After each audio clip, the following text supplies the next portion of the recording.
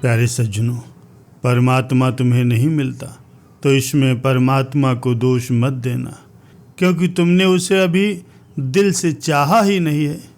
क्योंकि जिसने भी उसे दिल से चाहा है वो तत्क्षण उसे मिल गया है। एक क्षण की भी देरी वहाँ नहीं होती। लेकिन अगर तुम उसे न चाहो तो परमात्मा तुमसे ज़बरदस्ती नहीं करता। तुम्हें जन्मों जन्म तक परमात्मा को न चाहने की स्वतंत्रता है, और यही मनुष्य का दुर्भाग्य भी है। प्यारे सज्जनों, एक अति प्राचीन कथा है। एक घने वन में एक तपस्वी साधनारत था। आंख बंद किए वो सतत ही प्रभु स्मरण में लगा रहता था। स्वर्ग को पाने की उसकी आकांक्षा थी। न भूख की चिंता थी, न प्यास की चिंता। एक दीनहीन दरिद्र युवती लकड़ियां बीनने के लिए वन में आया करती थी।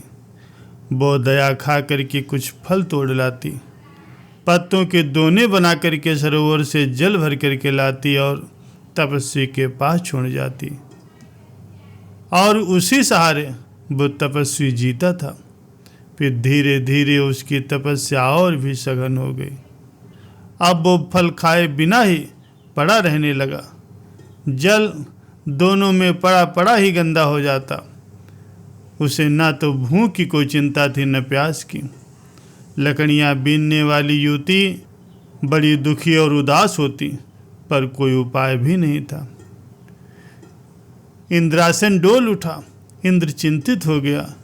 उस तपस्वी की तपस्या भंग करना जरूरी था। वो सीमा के बाहर जा रहा था।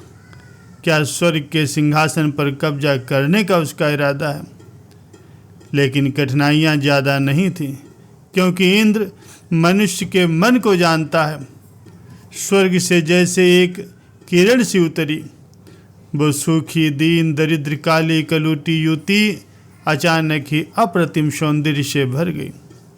जैसे एक किरण सी उतरी स्वर्ग से, और वो उसकी साधारण सी देही स्वर्ण मंडित हो गई। वो पानी भर रही थी सरोवर में। उस तपस्वी के लिए उसने अपने ही प्रतिबिंब को देखा तो पहचान नहीं पाई, भरोसा नहीं कर पाई, क्योंकि वो अब साधारण स्त्री नहीं रही, अप्सरा हो गई थी। खुद के ही प्रतिबिंब को देखकर मोहित हो गई। तपस्वी की सेवा उसने करनी जारी रखी। एक दिन उस तपस्वी ने आँख खोली। इस वन स्थली से जाने का उसका समय आ गया था। तपस्या को और गहरा करना था, पर्वतों शिखरों की यात्रा करना था।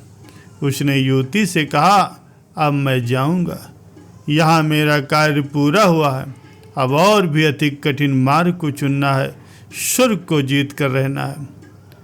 ये सुनकर वो युवती रोने लगी। उसकी आंखों से आंसू गिरने लगे। उसने कहा, महाराज, मैंने कौन सा ऐसा दुष्कर्म किया है कि मुझे आपकी सेवा से वंचित होना पड़ रहा है, और मैंने तो अभी कुछ आपसे कभी मांगा ही नहीं। तपस्वी ने सोचा, उस युवती के चेहरे की तरफ देखा। ऐसा सौंदर्य उसने कभी नहीं देखा था। स्वप्न में भी ऐसा सौंदर्य कभी नहीं देखा था।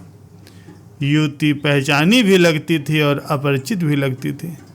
रूपरेखा तो वही थी, लेकिन कुछ महिमा उतर आई थी।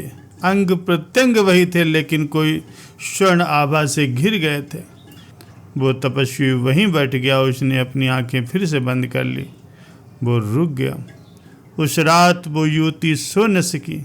विजय का उल्लास भी था और साधु को पतित करने का पश्चाताप भी था। वो आनंदित थी कि वो जीत गई, और दुखी भी थी कि किसी को उसने भ्रष्ट कर दिया। किसी के मार्ग में वो बाधा बन गई, और कोई जो ऊर्ध्वगमन के लिए निकला था उसकी यात्रा को उसने भ्रष्ट कर दिया। वो रात भर न सोई, खूब रोई और खूब हंसी भी। सुबह उसने निर्णय लिया। आकर के वो तपस्वी के चरणों में झुकी और कहने लगी, महाराज, मुझे जाना पड़ेगा। मेरा परिवार अब दूसरे गांव को जा रहा है। तपस्वी ने उसे आशीर्वाद दिया, कहा कि जाओ, जहाँ भी रहो खुश रहो। मेरा आशीर्वाद हमेशा तुम्हारे साथ है। वो युवती चली गई। वर्ष बीते, उस सन्यासी की तपस्या पूरी हुई। इंद्र उतरा, वो तपस्वी के चरणों में झुका और कहने लगा, स्वर्ग के द्वार आपके स्वागत के लिए खुले। तपस्वी ने आंखें खोली और कहा, स्वर्ग की मुझे अब कोई ज़रूरत नहीं है। इंद्र को तो भरोसा ही नहीं हुआ कि कोई मनुष्य ये कहेगा कि स्वर्ग की मुझे कोई ज़रूरत नहीं। इंद्र ने सोचा, तब क्या मोक्ष की आकांक्षा इस तपस्वी को पैदा हो गई है। इंद्र ने पूछा, फिर क्या आपको मोक्ष चाहिए? तपस्वी ने कहा, नहीं, मोक्ष का भला मैं क्या करूँगा। तब तो इंद्र उसके चरणों में सिर रखने ही वाला था कि ये तो अप्रत्याशित बात हो गई। तपस्या का अंतिम चरण हो गया, जहाँ मनुष्य के मोक्ष की आकांक्षा भी खो जाती है। वो झुकने ही वाला था कि उसने पूछ लिया, मोक्ष के पार तो कुछ भी नहीं है, फिर तुम क्या चाहते हो? उस तपस्वी ने कहा, कुछ नहीं। वो लकड़ियाँ बीनने वाली युवती कहाँ है? मुझे वही चाहिए। प्यारे सज्जनों, हंसना मत। आदमी की ऐसी ही कमजोरी होती है, क्योंकि पृथ्वी का ऐसा प्रबल आकर्षण है। इसे सिर्फ कहानी समझ करके टाल मत देना। यह मनुष्य के मन की पूरी व्यथा है। और ऐसा कभी मत सोचना कि ऐसा विकल्प केवल उस तपस्वी के सामने ही था। युवती थी, स्वर्ग था, दोनों के बीच को चुनना था। और तुम्हारे सामने भी विकल्प वही है, सभी के सामने विकल्प वही है। या तो उन सुखों को चुनो जो क्षणभंगुर हैं, या उसे चुनो जो शाश्वत है। या तो शाश्वत को गंवा दो क्षणभंगुर सुखों के लिए, या क्षणभंगुर सुखों को समर्पित कर दो उस शाश्वत के लिए। और अधिकतर लोग वही चुनेंगे जो तपस्वी ने चुना। ऐसा मत सोचना कि तुमने कुछ अन्यथा चुन लिया। चाहे इंद्र भले ही तुम्हारे सामने खड़ा हो जाए, चाहे किसी ने स्पष्ट स्वर्ग और पृथ्वी के विकल्प सामने रख दिए हों, और जो एक को चुनता है वो अनिवार्यतः दूसरे को भी गंवा देता है। जिसकी आंखें पृथ्वी के नशे से भर जाती हैं वो स्वर्ग के जागरण से वंचित रह जाता है, और जिसके हाथ पृथ्वी की धूल से भर जाते हैं तो स्वर्ग का स्वर्ण बरसे भी तो कहाँ, हाथों में जगह ही नहीं होती।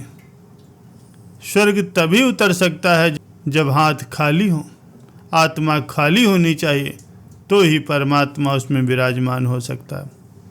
तुम्हारी आत्मा में अगर कोई आसक्ति पहले से विराजमान है, अगर वहाँ सिंहासन पहले से ही भरा है, सिंहासन पर कोई पहले से ही बैठा है, तो तुम ये मत कहना कि परमात्मा ने तुम्हारे साथ अन्याय किया है। ये तुम्हारा ही चुनाव है। अगर परमात्मा तुम्हें नहीं मिलता तो उसमें किसी अन्य का दोष नहीं है, क्योंकि तुमने अभी परमात्मा को चुना ही कहाँ है। क्योंकि जब भी उसे चुनोगे वो तत्क्षण मिल जाएगा, एक क्षण की फिर देरी नहीं लगेगी। अगर तुम परमात्मा को चाहो ही ना तो परमात्मा तुमसे ज़बरदस्ती नहीं कर सकता। सत्य तुम्हारे ऊपर ज़बरदस्ती हावी नहीं हो सकता। तुम्हें तो जन्मों जन्म तक उस सत्य को इनकार करने की, ईश्वर को न मानने की स्वतंत्रता है। और यही मनुष्य की गरिमा है, यही मनुष्य का दुर्भाग्य भी है, क्योंकि वो अक्सर गलत को ही चुनता है।